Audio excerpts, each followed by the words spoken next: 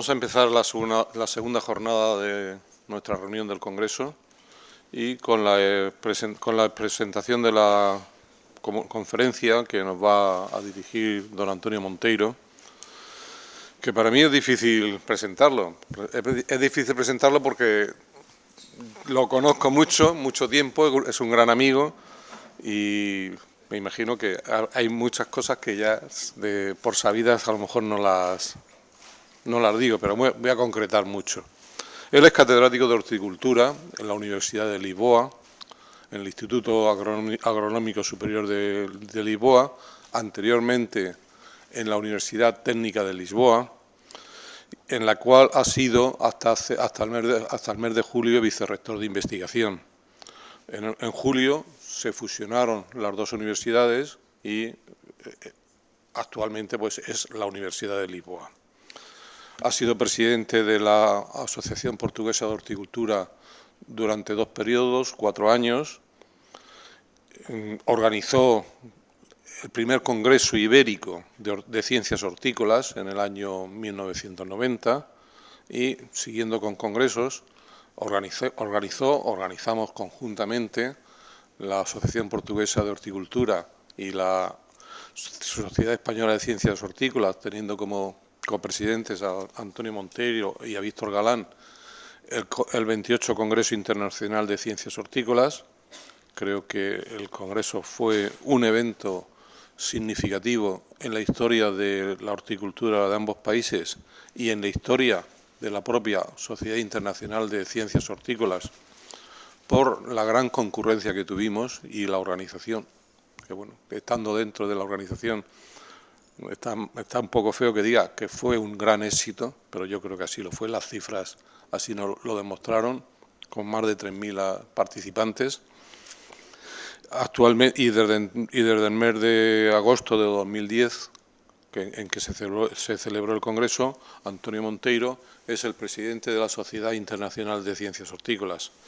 Desde la organización de este Congreso, pues pensamos que era una persona muy idónea para hablarnos sobre la situación de la investigación en ciencias hortícolas en el mundo, puesto que tiene esa perspectiva a lo largo de toda ese historial y sobre todo, en especial, en estos últimos años, en donde dentro del ISHS, en la cual también tiene una larga trayectoria, está al tanto de cómo está evolucionando y realizándose la investigación en ciencias hortícolas, y yo creo que su intervención, su comunicación va a ser muy enriquecedora para nosotros.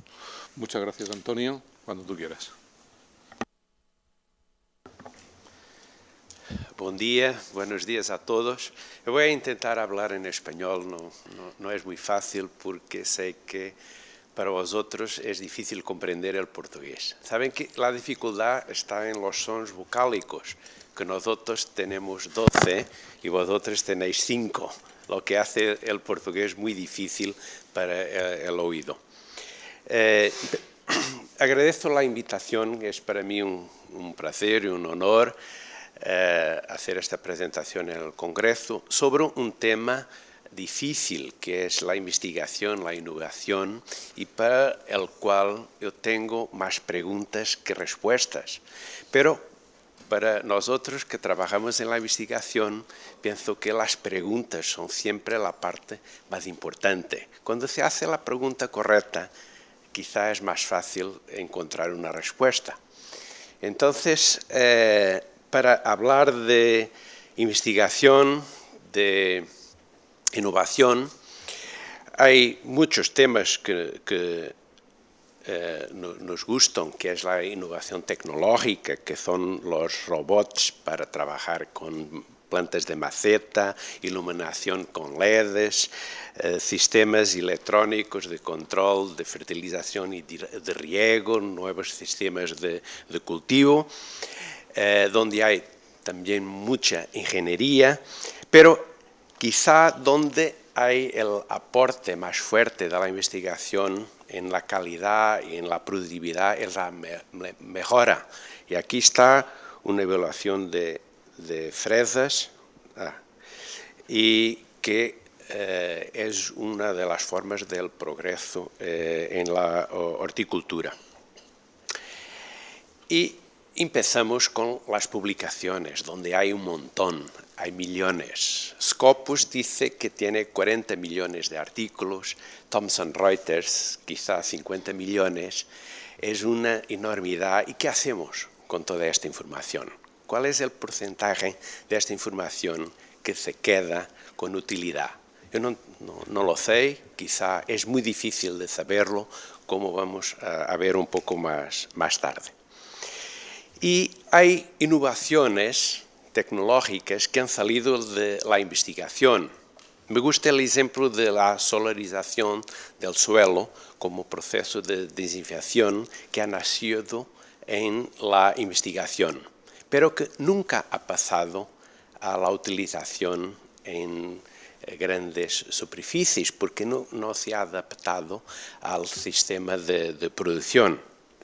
Al contrario de lo que son los invernaderos de plástico que todos nosotros conocemos en toda la zona mediterránea, y aquí está una foto de Motril, que han empezado en la producción y que después, más tarde, han incorporado investigación en variedades, en los propios plásticos, en riego y todo eso, pero siempre ha venido desde abajo hasta arriba, y esta es una explicación del suceso de esta actividad.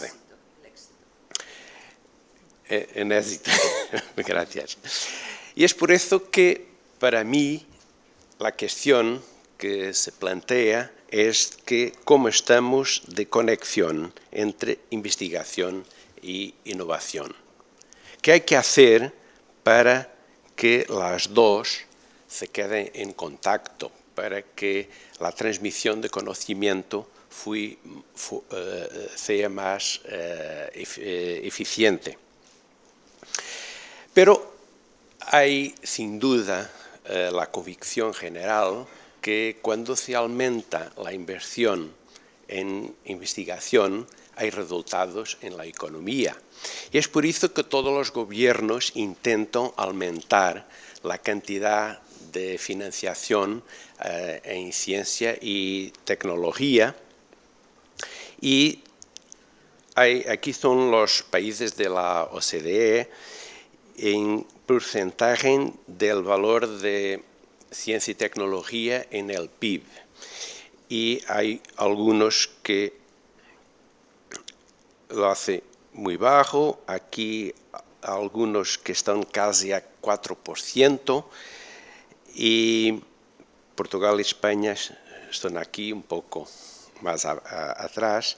Lo que es interesante es que cuando se hace la correlación entre lo que son los gastos globales en ciencia y tecnología con lo que son los gastos en el sector privado, B de business, hay una correlación muy fuerte, lo que significa que los países que más gastan en ciencia y tecnología son también aquellos donde el sector privado, las grandes empresas y también pequeñas, más investe en ciencia y tecnología.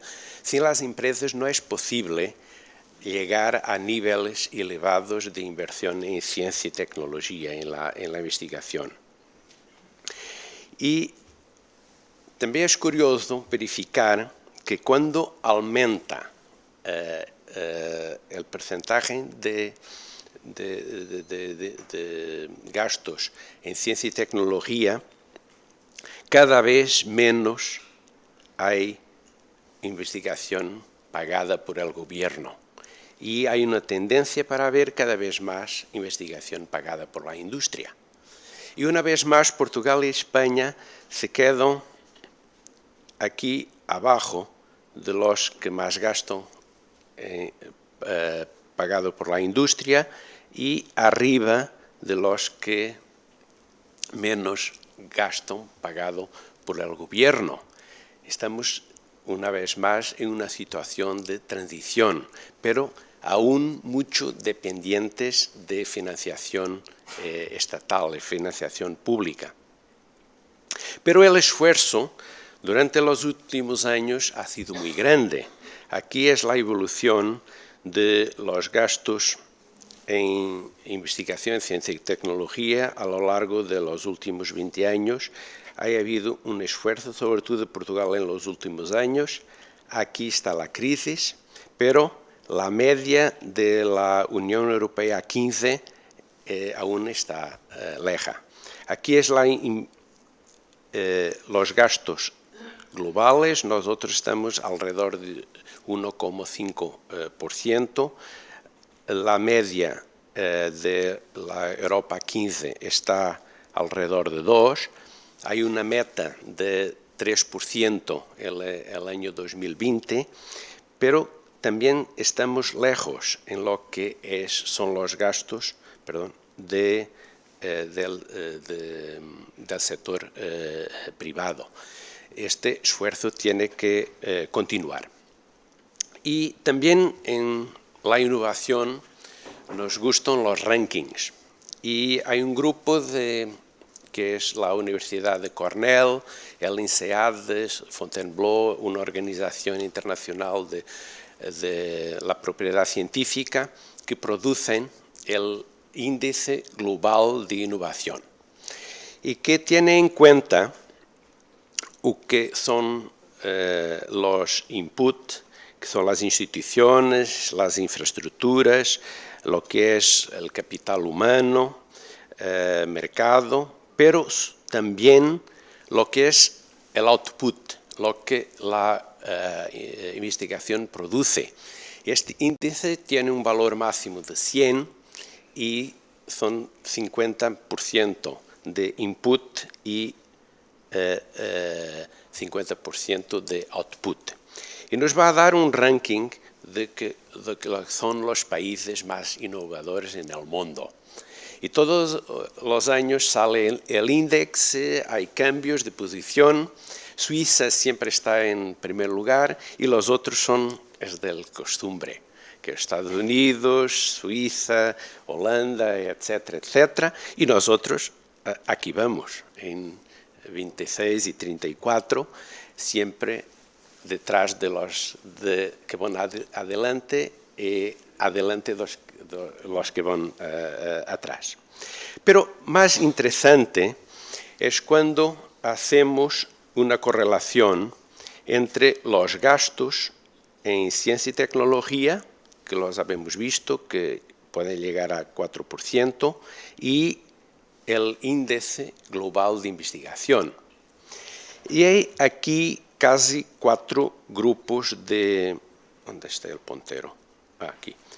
4 grupos de países. Unos que son los países con grandes inversiones en ciencia y tecnología y que tienen índices de innovación elevados.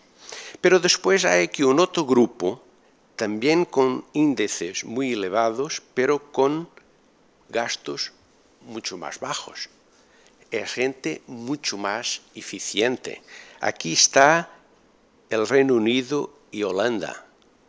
Y nosotros estamos casi gastando el mismo, pero mucho más abajo en lo que es el índice de innovación, que significa que el dinero no es un problema. Quizá el problema es cómo lo estamos utilizando.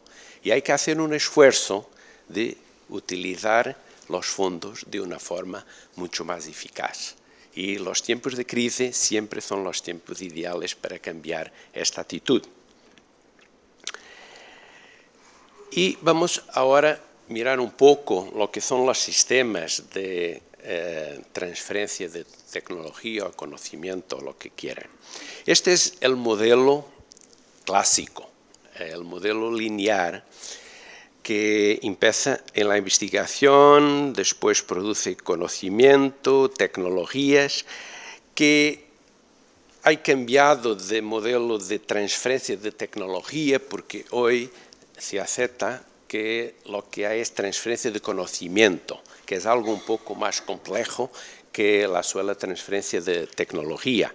Pero es un modelo que no explica lo que pasa en realidad, porque es un modelo que va de arriba hacia abajo lo que está muy lejos de lo que es la realidad en las relaciones entre investigación y el sector. Y se puede preguntar qué mecanismos hay de transferencia de conocimiento. Hay publicaciones, hay contratos, hay relaciones informales, hay un montón de actividades que todos nosotros conocemos. Y se ha producido un estudio en que se clasificaban la importancia de estos medios.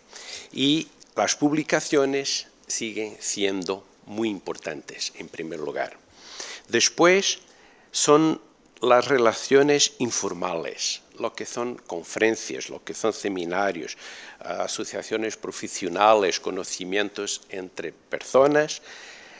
Finalmente, los contratos, relaciones más formales, y aquello que muchos consideran como una cosa muy importante, que son las patentes, se queda muy abajo, porque tiene aplicación muy restrita en la actividad farmacéutica, en biotecnología, en parte de la electrónica.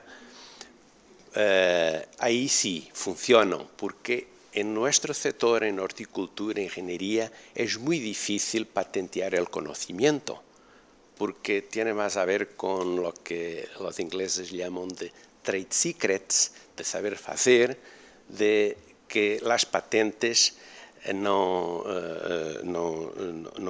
funcionan. Y mismo en los sectores tradicionales están dejando de estar un poco de moda. Aquí está el porcentaje de patentes de las universidades americanas a lo largo de los últimos 30 años. Y se verifica que en los años 80, 90 del siglo pasado, sí, ha habido un aumento muy grande, pero después una estabilización en favor de otros medios de relación con las empresas. Pero hay que mirar que el máximo ha sido 2% de las patentes registradas en los Estados Unidos han sido las universidades. ¿Dónde están los otros 98%? 96% son de empresas. Las patentes son sobre todo patentes privadas y es por eso que son mucho más eficaces y producen innovación. Pero hay otros modelos de innovación que se están desarrollando, que este uno que me gusta es se puede llamar innovación abierta, Open Innovation, sobre todo que funciona muy bien en pequeñas y medias empresas y que es conducido desde el punto de vista del negocio, porque la innovación conducida por la investigación no funciona. Esta es como Almería, es el negocio, la actividad que va a conducir la investigación. Y hay un proceso complejo porque hay que tener capacidades tecnológicas, capacidad de resolver problemas, oportunidades de mercado y después el conocimiento externo. Porque son empresas pequeñas que no tienen capacidad, la mayor parte de las veces, de tener sus departamentos de investigación y entonces tiene que venir fuera, buscar el conocimiento científico que necesitan para incorporar en sus productos. Y algunas veces utilizan el conocimiento que nosotros producimos sin saber. Hace unos años publiqué un trabajo con un marcador molecular para identificar un patógeno de las coles. Y para mi sorpresa, 2 años más tarde, que estaba en Francia visitando una organización de productores, habían utilizado mi marcador para desarrollar un test de detección precoz de una enfermedad y la estaban utilizando muy bien. Entonces, han hecho la otra parte del trabajo que yo no la había hecho porque no tenía idea de su utilidad. Y como esta, hay muchos otros trabajos que son utilizados y nosotros no lo sabemos. Es por eso que en la sociedad internacional depende de los simposios, pero hay simposios donde hay 20-30% de participantes del sector y que están buscando conocimiento para sus necesidades. Es esto que da fuerza a este tipo de conocimiento. Y llegamos ahora a un cambio en resultado de todas estas cuestiones en las universidades, que es la tercera misión de la universidad. Porque la enseñanza la conocemos, la investigación también, pero la transferencia o intercambio de conocimiento se está planteando al mismo nivel. Porque se considera que es una misión tan importante como es la investigación y la enseñanza. Parte de esto, del intercambio de conocimiento, puede estar en la enseñanza, porque un estudiante de doctorado que después va a una empresa es una forma de intercambio de conocimiento. El problema aquí está en cómo vamos a avaliar la prestación, el desempeño del personal de la universidad por su trabajo de transferencia de conocimientos. Es difícil, es complejo y es por eso que se prefiere la bibliometría de contar papers, de citaciones y que tienen dado tan malos resultados. Y les recomiendo que miren en la internet la Declaración de San Francisco, DORA, San Francisco Declaration on Research Assessment, donde se discute la problemática y los problemas que está trayendo la evaluación solamente basada en artículos y citaciones. Y pasamos ahora a algo un poco más complejo, que es los diferentes niveles de desarrollo entre la investigación y una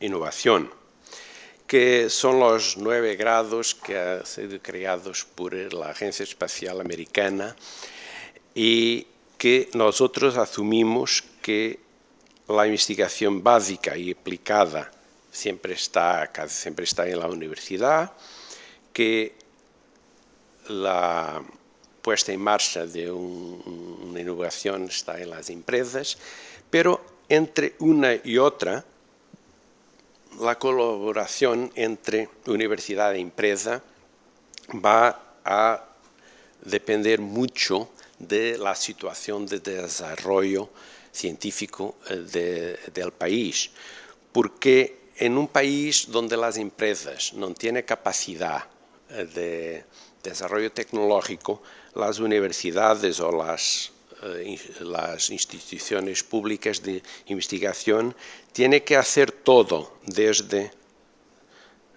la investigación hasta casi al final. Cuando las empresas tienen técnicos, tienen pequeños departamentos de investigación, tienen capacidad de desarrollo tecnológico, puede llegar cada vez más arriba. Y hoy, en muchos países, y también en Portugal y en España, hay empresas que tienen sus técnicos, tienen su capacidad, y lo que hace falta es o investigación básica o investigación aplicada. Y entonces, la relación se hace a un nivel mucho más elevado. Y es por eso que cuando se va a Alemania, a Francia, cada vez hay menos departamentos en la universidad aplicados, porque el conocimiento de los cultivos, el conocimiento práctico, está en las empresas, que vienen a la universidad a buscar conocimientos cada vez más básicos. Y entonces se relacionan con un departamento de física, o de química, o de matemática, o biología, porque ahí está su nivel de conocimientos. En una empresa privada, una gran multinacional, todo esto está dentro de la empresa. está entre el departamento de producción, de marketing, el departamento de desarrollo, el departamento de investigación. Cuando pasamos para fuera de una empresa grande, hay que simular, hay que aproximar este tipo de relaciones. Y es por eso que cuando el sector es fuerte en tecnología, en conocimiento, cada vez las universidades son menos aplicadas y es lo que estamos mirando en los países más desarrollados. Esto lo vamos a pasar, es un ejemplo de un proyecto que estou trabajando con un contrato con 3 empresas francesas y que sería imposible en Portugal, porque mi equipo solo está produciendo un gen de resistencia que después va a ser incorporado en variedades por estas 3 empresas. En Portugal no tenía empresas con esta capacidad. Es un proyecto que en Portugal no lo podría realizar. Solo cuando el sector empieza a tener capacidad de desarrollar su propia innovación, hay progreso en el país y ahí que tenemos que hacer el investimiento. Y si queremos avanzar más, empezamos con transferencia de tecnología, pasamos a transferencia de conocimiento. El paso siguiente va a ser intercambio de conocimiento. No es desde arriba abajo, es horizontal. Hay conocimiento que viene de las empresas a las instituciones de investigación y después al contrario. Y es eso que está pasando en los países más desarrollados. Porque el intercambio de conocimiento es mucho más eficiente. Porque cuando se va a iniciar un proyecto es porque hay una necesidad y el proyecto va a ser orientado desde el inicio para esa necesidad. Es un sistema mucho más próximo de lo que pasa en una grande empresa multinacional con todos sus departamentos. Y las instituciones de investigación pueden beneficiar de ¿cómo se dice? Un input, una ayuda preciosa de quien va a utilizar el conocimiento y va a evitar errores desde el inicio en todo lo que se va a hacer, si tiene interés, si no tiene interés. Y sobre todo va a crear mucho más grande competitividad en el próximo programa cuadro, porque en el 7º había muy pocos programas de investigación sin empresas. Ahora cada vez más no hay un programa donde no es obligatorio tener una pequeña o media empresa. Y para eso hay que estar preparado. Y es por eso que está en marcha no se puede hablar de un proyecto, pero una intención a nivel europeo de establecer cada vez más sistemas de intercambio de conocimiento y no de transferencia. Y para eso es necesario, al principio, cambiar la ley, las directivas, lo que es el más fácil, se hace de un día al otro. Una segunda fase donde se va a cambiar lo que es la mentalidad, la organización de las oficinas de transferencia de tecnología, de transferencia de conocimiento que tenemos en nuestras universidades y cambiarlas a oficinas de intercambio de conocimiento. Y esto no es fácil, porque hay que tener un cambio muy grande de mentalidad, de organización, porque hay que estar en plan de igualdad entre la universidad y las empresas.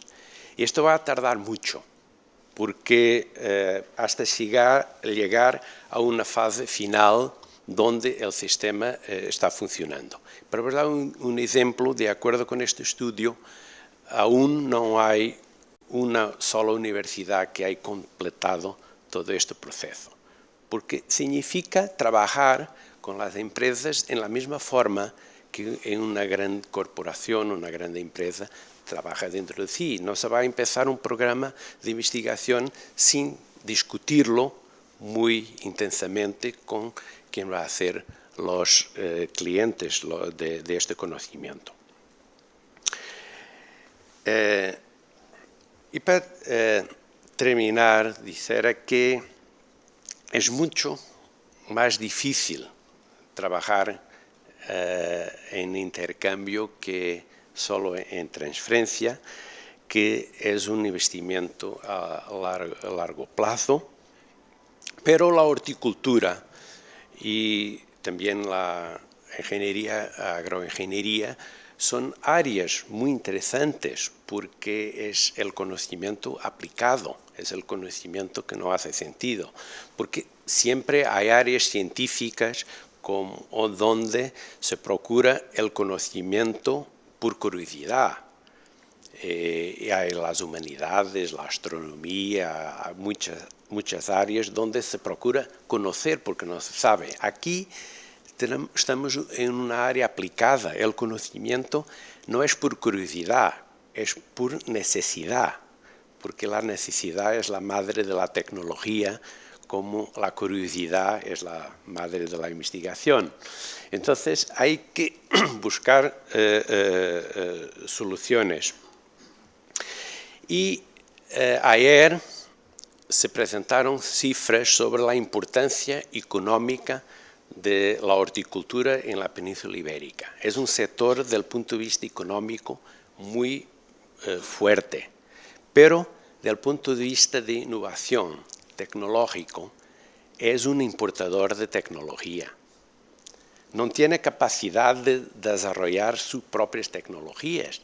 Esto es una debilidad, porque, como dice aquí en el Congreso, el lema es innovar y producir para el futuro.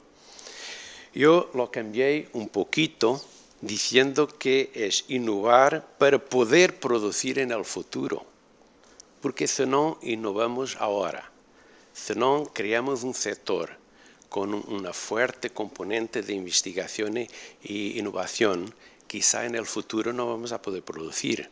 Otros van a poder producir con costes más bajos. Nosotros tenemos que buscar ventajas en valor añadido, en conocimiento, en desarrollo tecnológico, porque un sector muy fuerte que importa todo lo que son abonos, todo lo que son agroquímicos, todo lo que son variedades y todo eso, tiene una debilidad inmensa. Y para eso lo que hay es que pensar de forma distinta las relaciones con el sector. Pienso que empieza a haber condiciones, porque las empresas cada vez tienen más técnicos, tienen más conocimiento, porque sin empresas fuertes desde el punto de vista tecnológico, sin personas capaces de se relacionar a nivel más elevado con las universidades, no es posible hacer intercambio de conocimiento, porque no tiene o tiene muy poco a dar a las universidades. Y como ahora hay una crisis de empleo de doctorados, tiene que ir a trabajar en las empresas, porque el gobierno portugués ha hecho una gran inversión en becas de doctorados, pensando que las empresas lo van a necesitar. Pero las empresas no están muy dispuestas a contratar un doctorado, pero es el futuro lo que pasa en Estados Unidos, lo que pasa en países más desarrollados, porque con gente más capacitada desde el punto de vista científico van a poder relacionarse con las universidades de una forma mucho más eficiente. Y espero que la crisis nos va a ayudar. Y para los que se interesan por estos temas, tengo aquí dos publicaciones, una del Parlamento Europeo, otra que es relacionada con el Índice Global de Innovación, que os recomiendo y donde están algunas de estas ideas mucho más en detalle. Muchas gracias.